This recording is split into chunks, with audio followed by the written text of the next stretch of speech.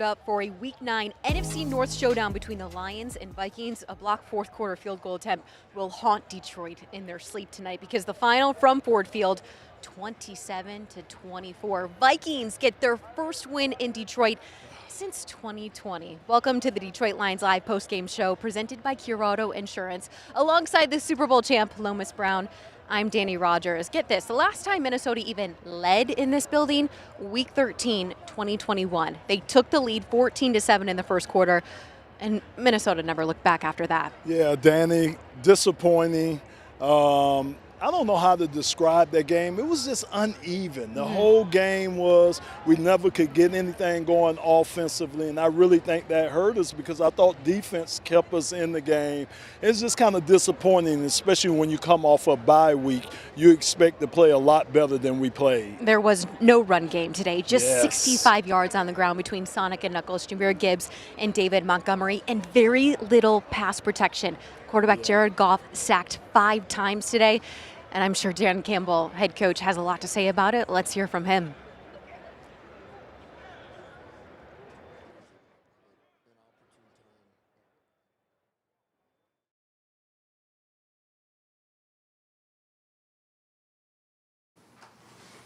All right, credit those guys over there, man. They had a good plan, came in, they executed, made the plays they needed to, and that's credit to that team. As far as us, we did everything we needed to do to lose that game.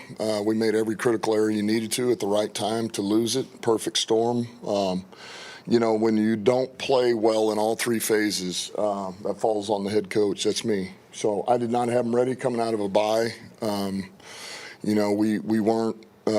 We made too many critical errors, man. Some of our discipline, the penalties, caught up to us. We just, man, there were some things we were out of sync. We'd never looked comfortable, you know, and we just didn't make enough plays. You know, I mean, we had multiple opportunities to set ourselves up to have a chance to win that game, and we made none of them, really. So that's, you know, I got to clean some stuff up. So, and we will. I will. We did have some guys that played pretty well, but it was just too much. The penalties, you know, the turnovers at inopportune time really bit us there. You know, defense gets put in some tough spots. I mean, we get, but there again, we expect our defense to get stops, you know, when it's sudden change.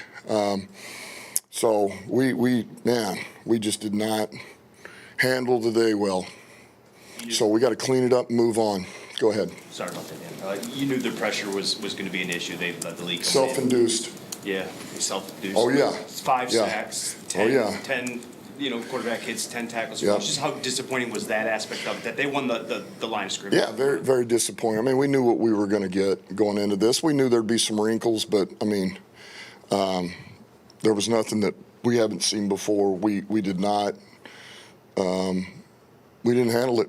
You know, we did not handle it well. And I know we got beat on a couple of them, just physically beat on a couple that we expect not to. You know, we expect more out of our guys. But some of it, I mean, we act like it was something exotic. It wasn't. We just didn't handle it well. We weren't on the same page.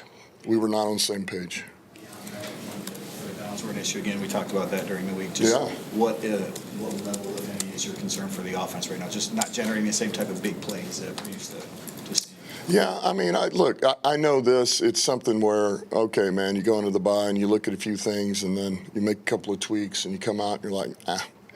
And we didn't finish the way that I thought we would, and I'm sure everybody. You know, so I don't know if concern's the right word, but we got to clean it up. You know, we got to find the right balance there to help us convert. You know. We probably got to do a couple of things a little different, you know, and we were doing a few things different, but we may need to change up in some areas, you know. But offense, it takes all 11. It does, and you know, one guy can kill you, and that's kind of what's going on right now. It's really killing us, and then it puts us in a bad way, and it kind of affects everybody around them, and then we can't get out of it. And, you know, that's the other thing is when something bad happens, normally we can get out of some of those, man. We make a play, at the right time that gets us going, man. We get the next first down. And we're just not. First of all, the fact that we had 17 third down, that's crazy. It's a high amount of third down. We need to be. Our first and second down efficiency's got to be better. I'd start there, and then yes, the third down is still an issue, but we didn't run the ball well. 3.3 average, that ain't good enough. You can't run it. It's hard to be explosive offense. Because now you're a sitting duck. You'll sit back there and gun, and everybody knows you're passing, and they just pin their ears back, and they go after you and run all the games, and then get up there in mugs and all that good stuff. So, so yeah, we got to clean some things up. But I'm not in panic mode. What do you think happened just generally with special teams? It seems like they were making way more plays, and how big of a boost is it for them to keep kind of ripping off those big returns, blocking, things like that? Well, it gives them a little momentum, right? When you're able to hit those. We got hemmed up on a couple. They doubled us on the perimeter a couple of times, and then we had some of the other guys we need, if that happens, to show up, didn't show up. They got cut out of their gap, and look, it's a volatile play, and we've said that all before. We've handled it pretty well, and it caught us today. It did. So, it's those you don't want any of these to happen, but it's like a slap in the face. That happens, and you don't want them to happen, but hey, here it is. And so now you're forced to stand there and stare at it, and how are we going to fix this? No different than the field goal getting blocked. You stand there, you preach it, you talk it, and it freaking happens to us, and you get hit square in the face. So it's about cleaning it up. It's about correcting the errors, and we move on. And you've seen this Minnesota defense quite a bit and what Flores does. And you said they didn't do much different than they normally. No tricks, no difference. No, they changed a few things up. He changed his MO. But what I'm saying is, this is the third year we've played them.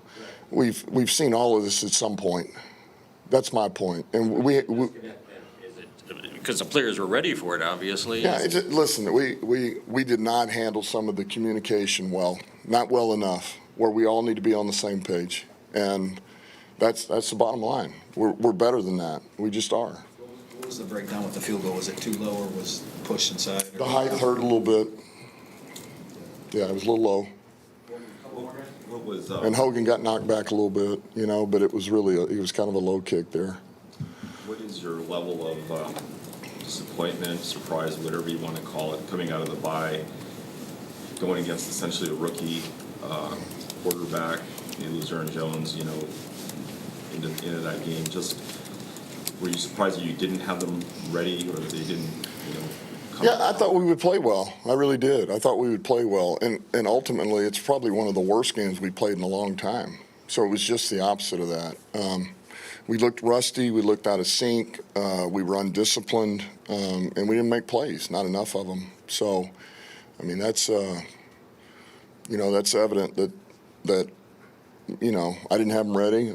And got to do a better job, much better job. What can you do, or do you need to do about the offensive line? With a lot of guys went down again, I don't know who's injured and out and who isn't, but even when they were in there, it was getting beat up pretty well. What can you do about the offensive line? Well, we'll have to see. I'll know more tomorrow. Look, Mahogany's going to be out for a while, long time probably. And then we'll see where Decker's at and Sewell, how they feel. Ratledge came back in, but we'll see. And then, we've got some guys in the hopper. Skip played today for us. We got Cologne, Yodi. We got Nice on Vex squad. So we got some guys. We'll do what we have to do. We'll fill in, and those guys got to be ready to go. Jeremy, last one. Was there any consideration for an onside kick there at the end of the game? I thought about it, but I felt pretty good about getting the stop. 3 timeouts, and I thought they'd be conservative, And we got what we wanted. They made a play, man. It was credit to them. It was a hell of a throw, hell of a catch, and listen, they sealed the win. But yeah, I did think about it. I did. I just want to be clear. Mahogany, you said it could be a long time. Is Got there it. potential season ending then? Maybe not that long. Maybe not that long, but it'll be. You're talking about late December probably. Thank you guys. Yep. Conference open. What's Jared in here next? Guys, your prior success has put you at the top of the power rankings list. That's a good thing, right? Well, just means you've gone from the underdog to the favorite. But those expectations come from prior success, so that's okay. What about Cure? Where do you guys rank on the power list?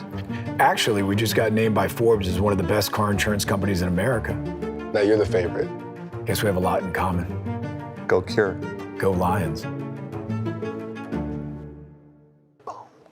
Cure Auto Insurance. Drive well. Detroit Lions Live is brought to you by Cure Auto Insurance. Log on to cure.com to see how you can save. A big emphasis for Detroit coming into week 9 after some self-scouting during the bye week was get better on third downs offensively. Lions came in today, 37% conversion on third down. They're in 29% today, 5 of 17. Break it down. You're a former offensive lineman. How does a team get better on third down, Lomas? Danny, the way you get better on third down, you have to be good on first and second down. You can't put yourself in third and longs. Defenses are too good to convert third and longs on a consistent basis. And that's what happened to us today. 17 third downs, that's just too many to have in the game. So that lets me know either it was penalties or whatever it was that prevented us from doing good on first and second downs. That's the way you struggle on third downs, Danny. Led to Detroit going for fourth down 3 times, 3 for 3. That's a positive. Yeah. Hey.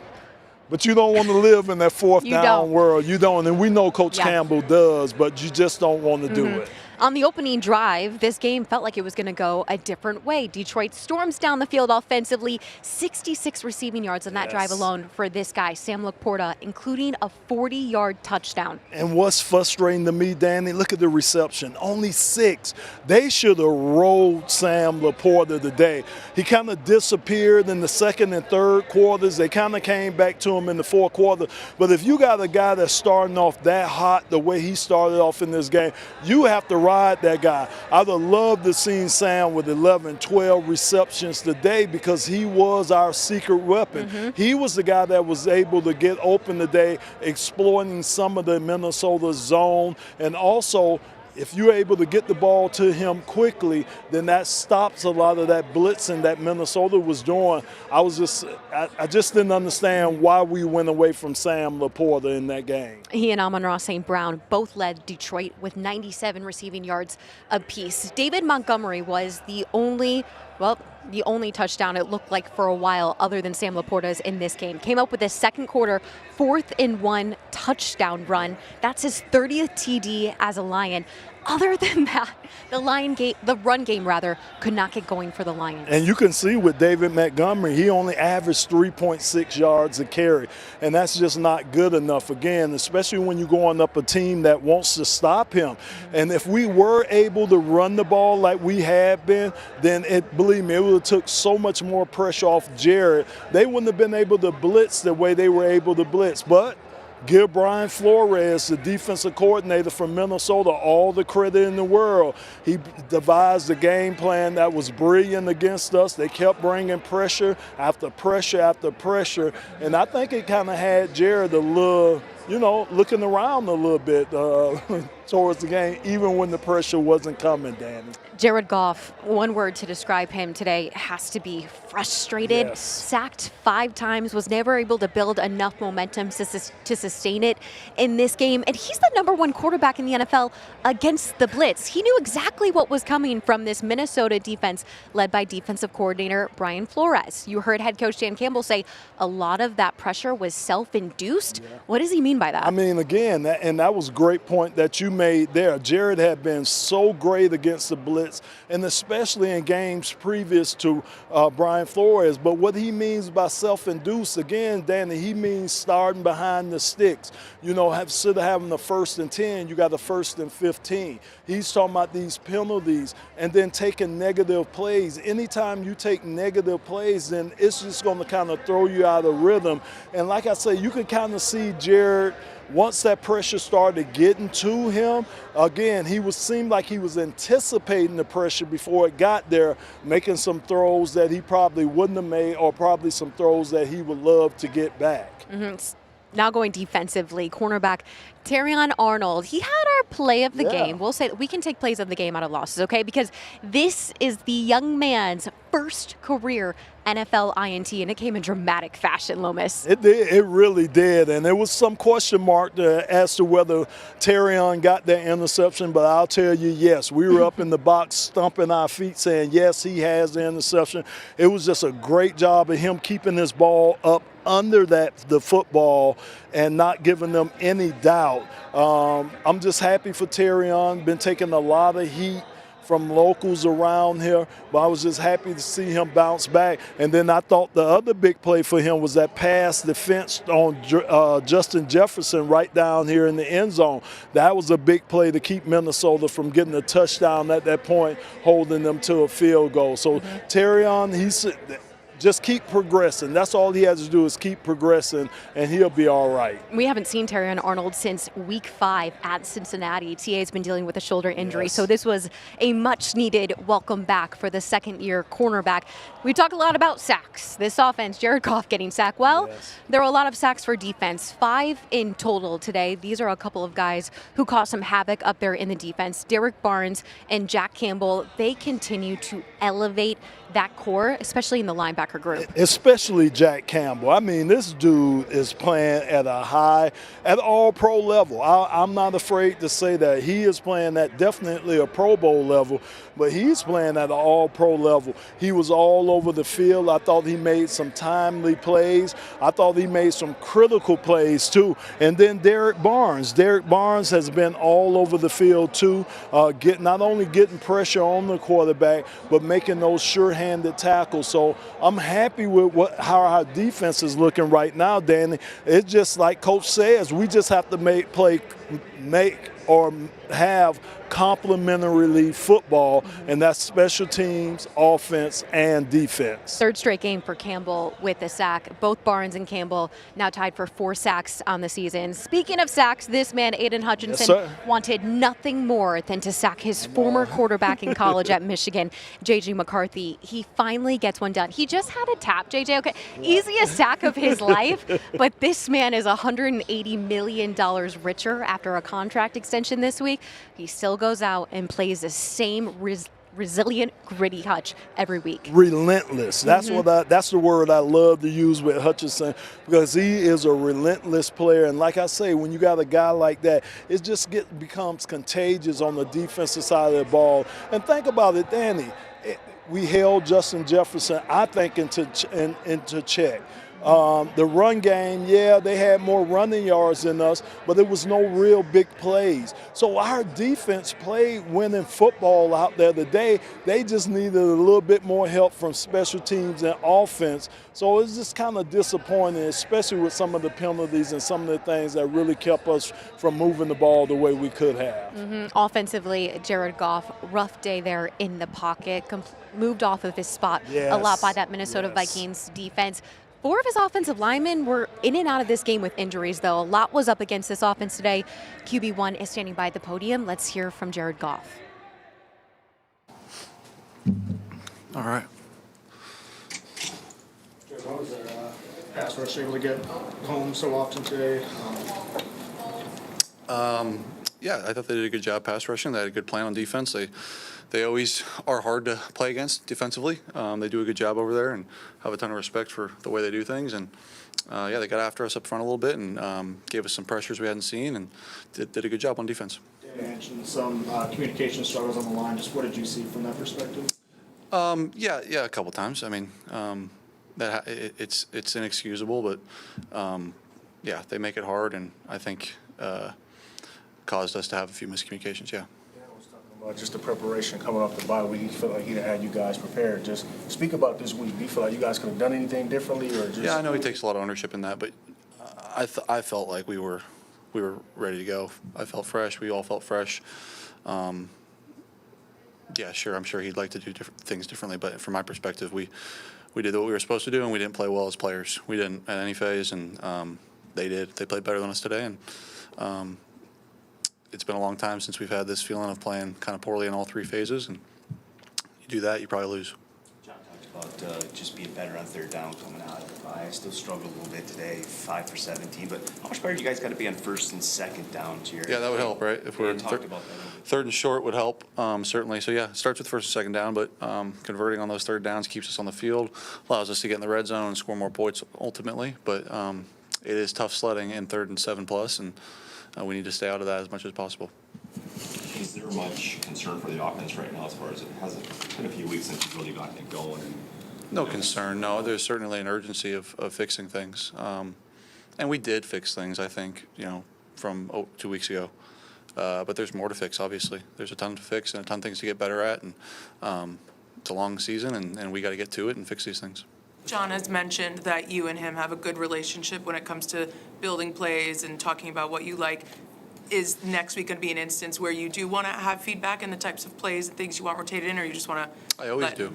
Yeah. I don't think next week's going to be any different. Him and I work collaboratively, and I don't believe it next week would be any different. How much of a waste is it coming out of the bye, playing at home, division opponent, chance to maybe take the division lead here? How much of a waste? To not be able to take advantage of. I think it's just another loss. It's unfortunate. We're 5-3. It sucks. It's hard for me to speak without being upset, but yeah, it sucks. We'll move on. We'll move on to Washington and try to win that one, and hopefully we do, and we'll be ready to go. We'll respond. It's what we do best, and I think Dan said it in there. I don't know if he said it to you guys, but a little adversity at this point of the season isn't always the worst thing for you, and I can say that if you use it correctly and move forward correctly, but who knows? Maybe we look back on this moment as a turning point for us, and it'll only be that if we make it that, though. They got a lot of pressure on you, obviously, passing game-wise. But say that again? They got a lot of pressure on you in the passing game, but was the lack of the running game, was that really kind of what caught you guys? Because they've been vulnerable to the run, and when you couldn't get that going, you couldn't get anything else going, it didn't seem like. Can you ask the question?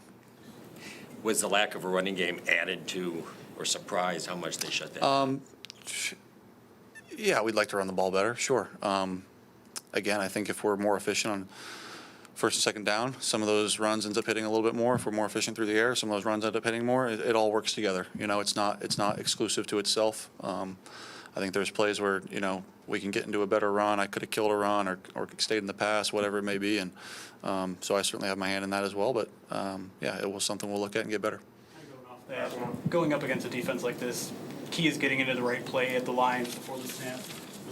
Do you feel like you were in the right play enough today? Not enough to win, right?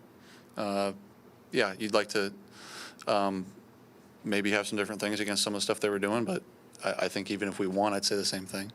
Like they did some good stuff on defense, and they're going to get you at times. That's who they are, and you got to be able to win more than you lose in those instances where they are trying to confuse you and bring pressure. And I thought today they won more than we did in those instances. Guys, your prior success has put you at the top of the power rankings list. That's a good thing, right? Well, just means you've gone from the underdog to the favorite. But those expectations come from prior success, so that's okay. What about Cure? Where do you guys rank on the power list? Actually, we just got named by Forbes as one of the best car insurance companies in America. Now you're the favorite. Guess we have a lot in common. Go Cure. Go Lions. Cure Auto Insurance. Drive well. Detroit Lions Live is brought to you by Cure Auto Insurance. Log on to Cure.com to see how you can save. Lomas quarterback Jared Goff, very frustrated, as we can all imagine. You look at third down percentage, penalties, lack of run game, pass pro was an issue. Special teams even here today. Where do you begin to fix it? So I think the reason why he's frustrated, Danny, is because you expect that. When you go up against a Vikings defense, a Brian Flores defense, you expect all those things to happen. You expect the blitz to come. You expect the A-gap pressure to come. You expect all those things that Jared talked about.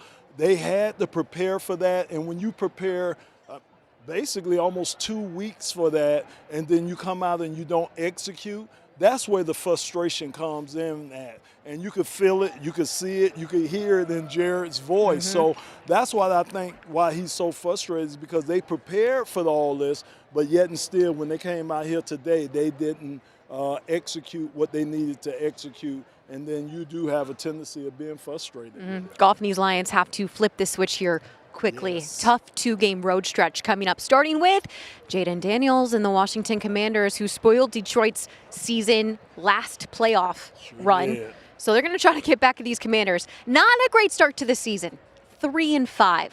But both these teams are familiar with each other, Lomas. No, and Jaden Daniels been in and out of the lineup because of injuries. Probably will be healthy for our game. It's a home game for them, so you always want to try to play well at home.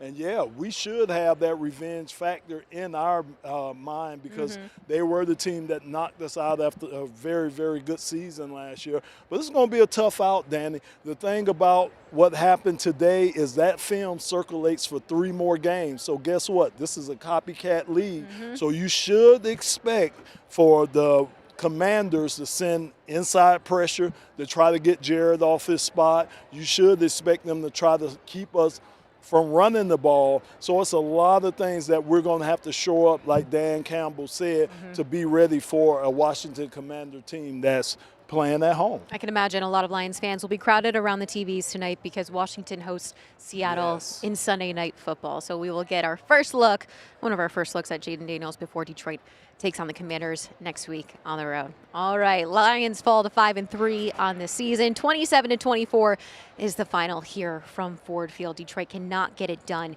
coming back after bye. For Lomas Brown, I'm Dannie Rogers. Thanks so much for watching the Detroit Lions Live post-game show. We will see you next week from Landover, Maryland.